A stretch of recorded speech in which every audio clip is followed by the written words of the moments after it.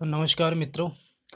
आपका स्वागत है ये शिक्षाविद सौरभ यूट्यूब चैनल पे। और मैं सौरभ आपका बहुत बहुत स्वागत करता हूँ, अभिनंदन अभिनंदन करता हूँ। आज हम भूगोल विषय पे जो इलाहाबाद यूनिवर्सिटी में क्वेश्चन पूछा गया है और जो क्वेश्चन पूछे गए हैं उनके संदर्भ में बात करेंगे। कहाँ कहाँ से क्वेश्चन आए हैं और उन क्वेश्चनों का आंसर क्या है, क्योंकि ये क्वेश्चन आगे भी आगे के चांसेस होते हैं और हमें ये पता चल जाता है आखिर ये क्वेश्चन जो बने हैं वो ये क्राइटेरिया क्या है। ठीक है, तो चलिए शुरू करते हैं वीडियो। कौन कौन से क्वेश्चन आए हुए हैं देखेंगे, भूगोल की बात करेंगे आज हम। बाकी अगले वाले लेक्चर में फिर अगला टॉपिक लिया जाएगा। फिलहाल हम बात करेंगे भूगोल की। देखिएगा, क्वेश्चन है,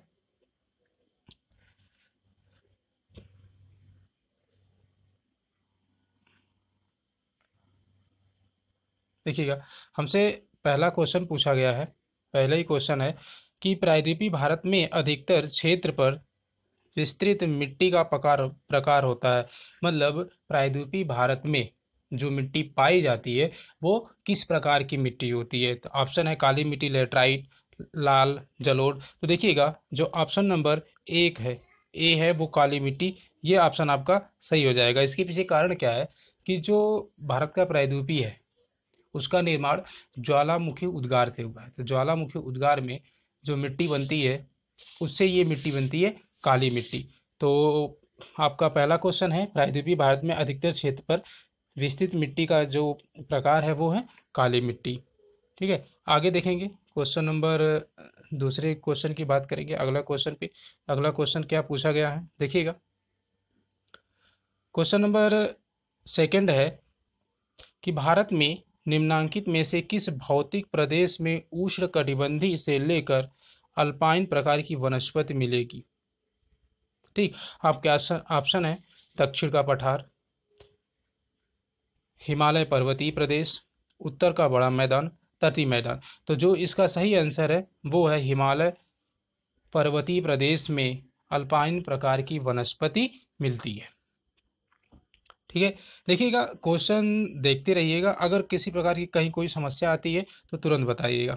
ठीक है, अगले वाले क्वेश्चन पे बात करेंगे। अगला क्वेश्चन क्या पूछा गया है, क्वेश्चन नंबर 3 है, बुलबुल परियोजना किस नदी से संबंधित है। बुलबुल परियोजना मतलब जो बुलबुल परियोजना बनाई गई है वो किस नदी पे है। तो हमारा ऑप्शन है झेलम नदी पर। हमारा जो ऑप्शन सही होगा वो है झेलम नदी पर बुलबुल परियोजना बनाई गई है।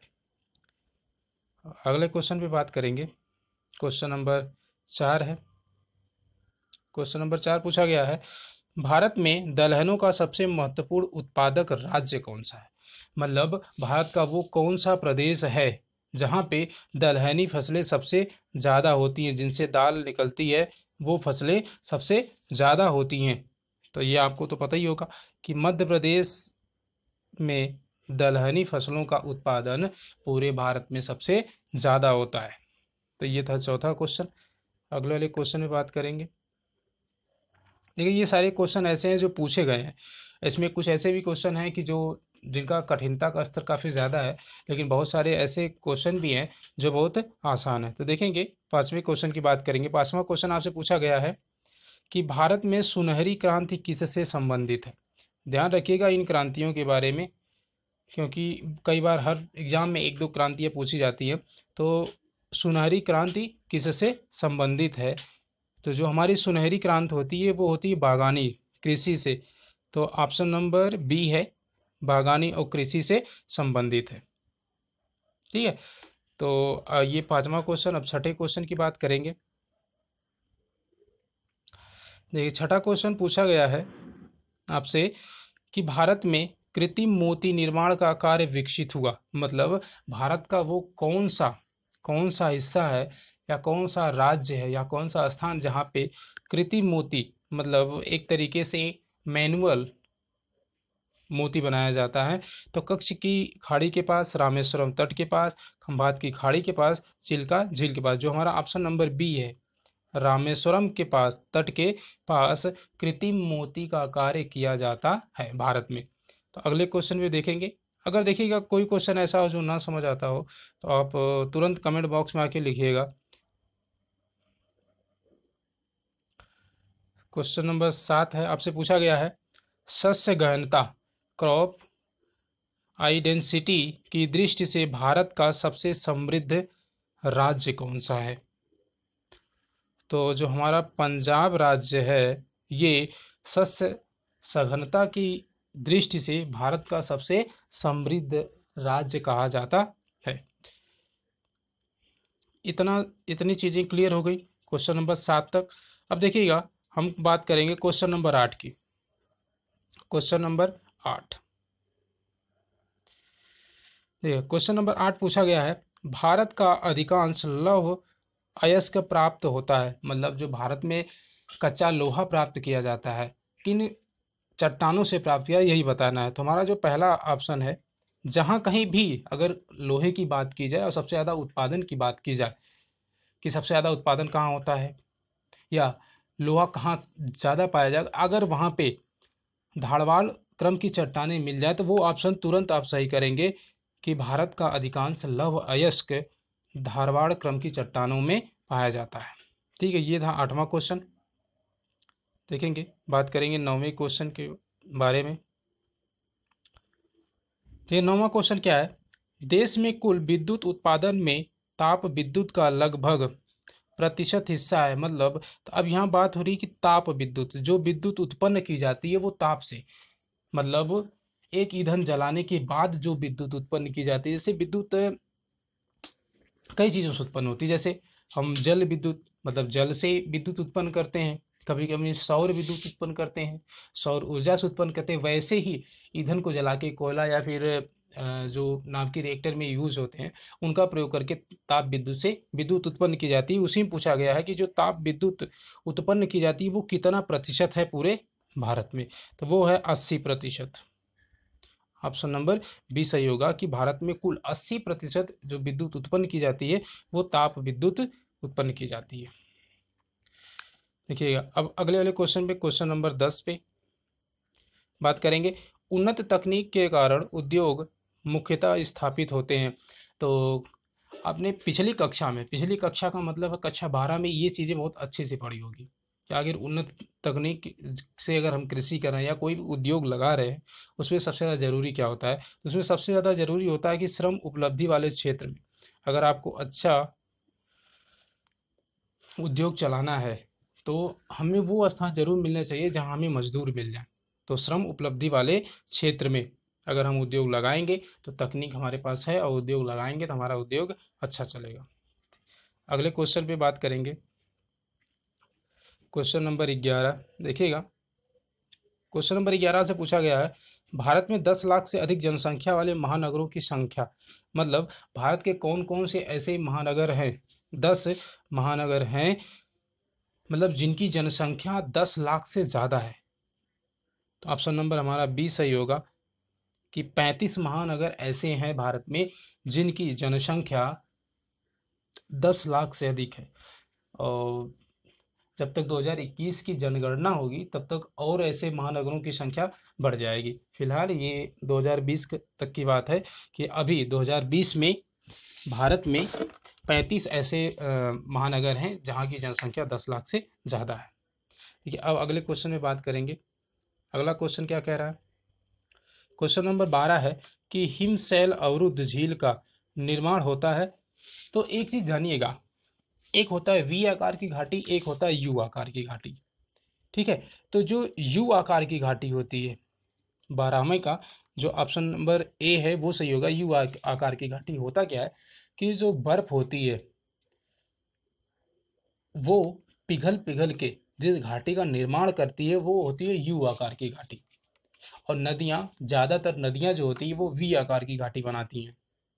तो यहाँ पे हमें बात की गई है हिमशैल की बात की गई है कि हिमशैल से अगर किसी झील का निर्माण हो रहा है, अवरुद्ध होके किसी झील का निर्माण हो रहा है तो वो किस प्रकार की झील होगी, तो वो होगी यू आकार की घाटी या यू आकार की झील का निर्माण होगा। तो ये क्वेश्चन नंबर 12 था। देखेंगे क्वेश्चन नंबर 12 के बाद क्वेश्चन नंबर 13 देखिएगा, पता है इसमें क्या है कि बहुत सारे क्वेश्चन ऐसे आपको मिल जाएंगे आगे चल के कि यही रिपीट हो जाएंगे, एकदम ऑप्शन सहित रिपीट हो जाएंगे। ऐसा होता है एग्जामों में।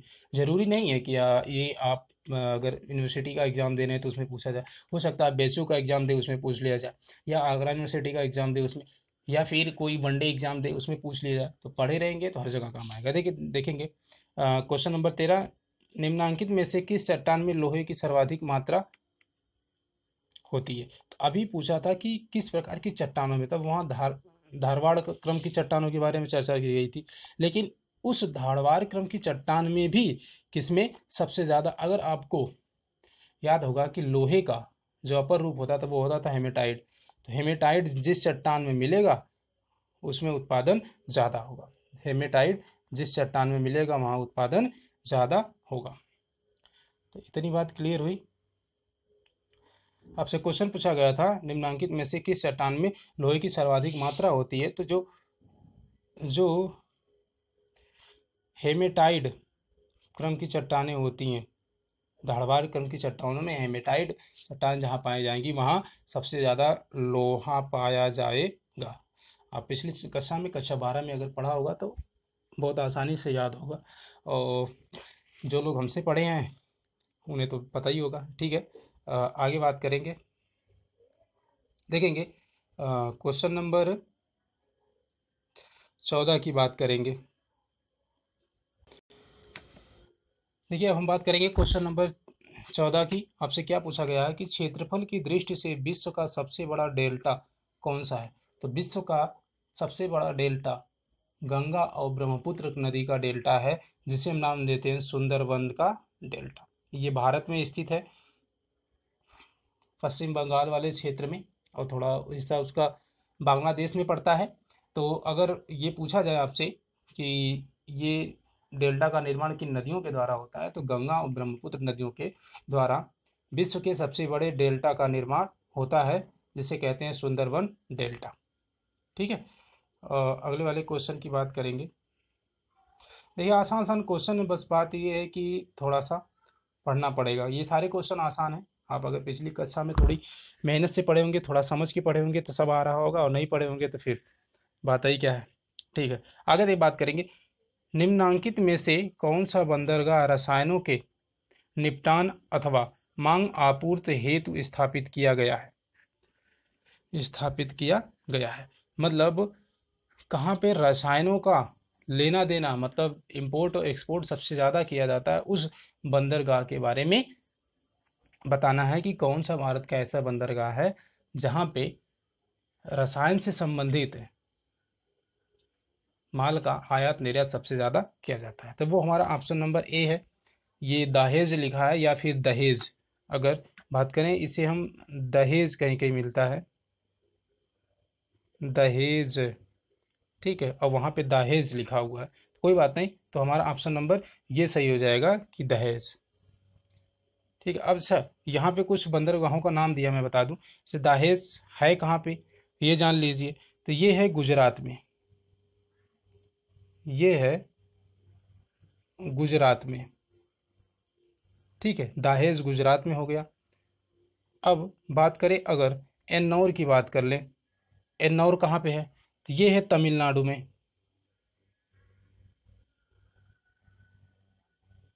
तमिलनाडु में है। एन्नौर की बात करेंगे, एन्नौर तमिलनाडु में है। और इसके साथ अगर पारादीप की बात करेंगे तो पारादीप बंगाल की खाड़ी में है, बंगाल की खाड़ी में है। और अगर हम कांडला की बात करेंगे तो कांडला, कांडला बंदरगाह ये भी गुजरात में है। कांडला भी गुजरात में है, कांडला भी गुजरात में है। तो हमारा ऑप्शन नंबर कौन सा सही हो जाएगा, दहेज। ठीक है, अब हम बात करेंगे क्वेश्चन नंबर 16 की।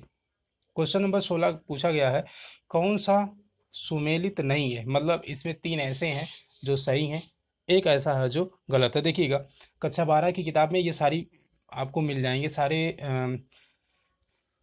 वाद मिल जाएंगे, और उनसे संबंधित जो वैज्ञानिक हैं वो भी मिल जाएंगे। जैसे ये देखिएगा, व्यवहारिक संभववाद जॉर्ज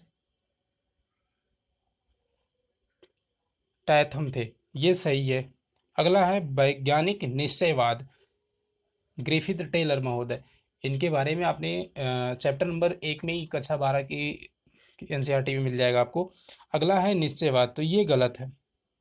अगला है निश्चयवाद, गलत है। और लास्ट में संभववाद, विडाल डी ला ब्लास, ये सही है। ये ऊपर के दो सही हैं और ये वाला गलत है। तो कौन सा सुमेलित नहीं है? ऑप्शन नंबर सी सुमेलित नहीं है। देखिए अब बात करेंगे अगले क्वेश्चन पे, क्वेश्चन नंबर 17। क्वेश्चन नंबर 17 पूछा गया है कि उत्तरी अमेरिका में जनसंख्या का सबसे अधिक घनत्व पाया जाता है। मतलब वो क्षेत्र बताना है, उत्तरी अमेरिका का वो क्षेत्र बताना है जहाँ पे सबसे ज़्यादा जनसंख्या निवास करती है। मतलब जो जनसंख्या निवास करती है वो उस क्षेत्र की अपेक्षा कोई एक ऐसा क्षेत्र है जहाँ पे सबसे ज़्यादा निवास करती है। तो उत्तरी अमेरिका का जो उत्तरी भाग है, मतलब अगर कोलंबिया की बात करें, ब्राज़ील की बात करें, इक्वाडोर की बात करें, तो ये वाले ऐसे क्षेत्र हैं, ये ऐसे क्षेत्र हैं जहाँ पे जनसंख्या सबसे ज़्यादा निवास करती है। तो ऑप्शन नंबर 3 हो जाएगा। उत्तरी अमेरिका में जनसंख्या का सबसे अधिक घनत्व उत्तरी भाग में निवास करता है। उत्तरी भाग का मतलब वेनेजुएला, ब्राज़ील का उत्तरी हिस्सा, कोलंबिया, ये सब क्षेत्र जो पड़ता है वो पड़ता है उत्तरी अमेरिका में। ठीक है, तो ये बात समझ आ गई। क्वेश्चन नंबर 18 देखते हैं। बहुत सारे क्वेश्चन होंगे जो आपको आते होंगे, जैसे ये, अगर भारत में ग्रामीण बस्तियों का सामान्यतः कौन सा प्रतिरूप देखने को मिलता है, ये जब कक्षा 12 की एनसीईआरटी पढ़ेंगे तो उसमें आपको मिल जाएगा कि बस्तियाँ कितने प्रकार की होती हैं, किस प्रकार में कौन से लोग रहते हैं। ठीक है, तो यहाँ हमें देखना है। अब पूछा गया है तो हमारा जो ऑप्शन नंबर डी है, आयताकार, जो हमारे यहाँ की बस्तियाँ होती हैं, भारत में ज़्यादातर जो बस्तियाँ होती हैं वो आयताकार प्रतिरूप में अवस्थित हैं। ठीक है, तो ये हो गया क्वेश्चन नंबर 18। देखें क्वेश्चन नंबर 19 की बात करेंगे। क्वेश्चन नंबर 19 देखिएगा, पूछा गया है कि विश्व में बागाती कृषि का सर्वाधिक विकास कहाँ हुआ है। विश्व में बागाती कृषि का सर्वाधिक विकास कहाँ हुआ है। तो आपके ऑप्शन है अमेजन बेसिन में, दक्षिण पूर्वी एशिया में। तो जो सबसे ज़्यादा बागाती कृषि का विकास हुआ है वो दक्षिण पूर्वी एशिया वाले क्षेत्र में हुआ है। बागाती कृषि का मतलब होता है वो कृषि जो बागानों के रूप में लगाई जाती है, उसे कहते हैं बागाती कृषि। और इसका सबसे ज़्यादा पूरे विश्व में सबसे ज़्यादा जो विकास हुआ है वो हुआ है दक्षिण पूर्वी एशिया में। ठीक है, आगे बात करेंगे, देखेंगे अगला क्वेश्चन क्या है। क्वेश्चन नंबर 20 है, आपसे पूछा गया है। क्वेश्चन नंबर 20 आपसे पूछा गया है। देखिएगा क्वेश्चन नंबर 20 है, यूरोप में पश्चिमी सभ्यता का प्रसार किन क्षेत्रों में हुआ। यूरोप में पश्चिमी सभ्यता का प्रसार किन क्षेत्रों में हुआ। आपके ऑप्शन है मध्य अक्षांशों में, दूसरा ऑप्शन है आपका निम्न अक्षांशों में मध्य, और निम्न अक्षांशों में उच्च अक्षांशों में। तो अगर आपने लेक्चर पढ़ा होगा अक्षांश और देशांतर का तो ये चीज़ बहुत आसानी से आपको समझ आ जाएगी। तो जो हमारा ऑप्शन नंबर सी होगा, मध्य एवं निम्न अक्षांशों में पश्चिमी सभ्यता का विकास हुआ है। ठीक है, ऑप्शन नंबर सी, मध्य और निम्न अक्षांशों में पश्चिमी सभ्यता का विकास हुआ है। बात करेंगे क्वेश्चन नंबर 21 की। देखिए आपके एग्जाम में हर सब्जेक्ट से, जो आपका सब्जेक्ट होगा 3 सब्जेक्ट, उनसे 25-25 क्वेश्चन पूछे जाएंगे। अगर आपने भूगोल लिया है तो 25 क्वेश्चन, हिंदी लिया है तो 25 क्वेश्चन। हाँ, हिंदी थोड़ा प्लस पॉइंट होगा, अगर हिंदी आपकी सब्जेक्ट भी होगी और हिंदी, तो उसमें 25-25-50 क्वेश्चन पूछे जाएंगे। ठीक है, देखेंगे यहाँ जो एक अनिवार्य हिंदी होती है। अब हम बात करेंगे क्वेश्चन नंबर 21 की। निम्नांकित में से जो प्रजाति काकेसाइडस वर्ग में सम्मिलित नहीं है वो कौन सी है। जो ऑप्शन नंबर डी हमारा है, मैलेनिशियन। मैलेनेशियन जो प्रकार की जो प्रजाति होती है वो काकेसाइड में सम्मिलित नहीं होती है। ये ऐसे क्वेश्चन बहुत कम आते हैं, 1-2 क्वेश्चन आते हैं। आगे बात करेंगे, देखिएगा क्वेश्चन नंबर 22 है। क्वेश्चन नंबर 22 आपसे पूछा गया है, निम्नलिखित में से उष्णकटिबंधीय घास के मैदान में निवासी हैं कौन से ऐसे लोग हैं। अब देखिए यहाँ पे ऑप्शन दिया गया है, मसाई, बुशमैन, पिग्मी, सेमांग। ये वहाँ की जनजाति है। जैसे हमारे यहाँ भारत में भी बहुत सारी जनजातियाँ पाई जाती हैं, वैसे ये विश्व की जनजातियाँ हैं। ये कहाँ कहाँ पाई जाती है मैं आपको बता रहा हूँ, देखिएगा। सबसे पहले अगर हम मसाई की, जो ऑप्शन नंबर होगा इसका, निम्नलिखित में से उष्ण कटिबंधीय घास के मैदान में, उष्ण कटिबंध का मतलब हो गया कि भूमध्य रेखा के आसपास या विषुवत रेखा के आसपास वाला क्षेत्र। ठीक है। अब जो इसमें सही है ऑप्शन होगा वो होगा पिग्मी। पिग्मी जनजाति के लोग उष्णकटिबंधीय घास के मैदान में निवास करते हैं। ये तो ऑप्शन नंबर 22 सही होगा। लेकिन हम थोड़ी बात कर लें इन जनजातियों के बारे में, क्योंकि कभी कभी हो सकता है चेंज करके पूछ ले। मसाई जो जनजाति होती है वो दक्षिण अफ्रीका में पाई जाती है। दक्षिण अफ्रीका में,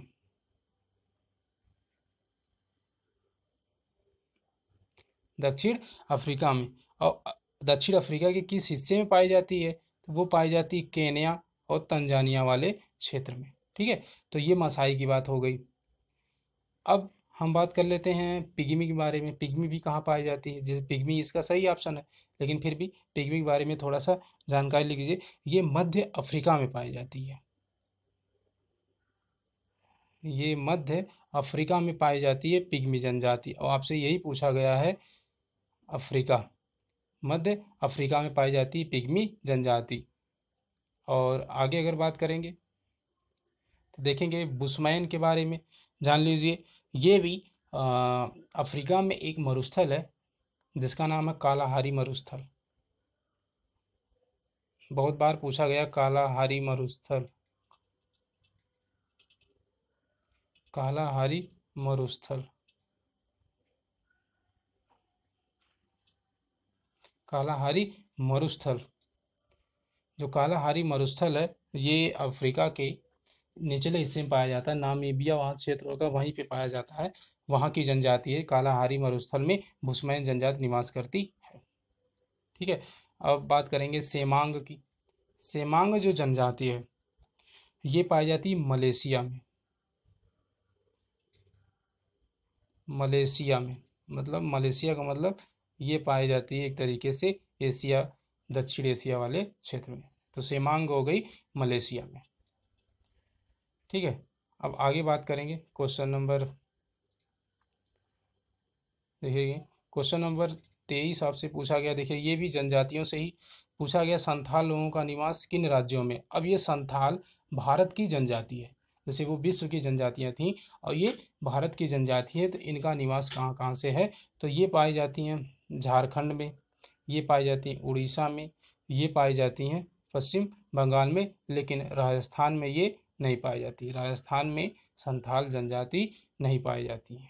तो हमारा ऑप्शन नंबर 1, 3, 4 सही हो जाएगा। ये था क्वेश्चन नंबर 23। आगे हम बात करेंगे क्वेश्चन नंबर 24 क्या पूछा गया। क्वेश्चन नंबर 24 पूछा गया है, निम्नलिखित में से कौन सा जलवायवीय कारक भारत में गेहूं और चावल उत्पादक क्षेत्रों को विभाजित करता है। मतलब ऐसा कौन सा कारक है जो भारत को चावल और गेहूं वाले क्षेत्रों में विभाजित करता है। तो मैं आपको बताऊं, ये ऑप्शन नंबर बी सही होगा।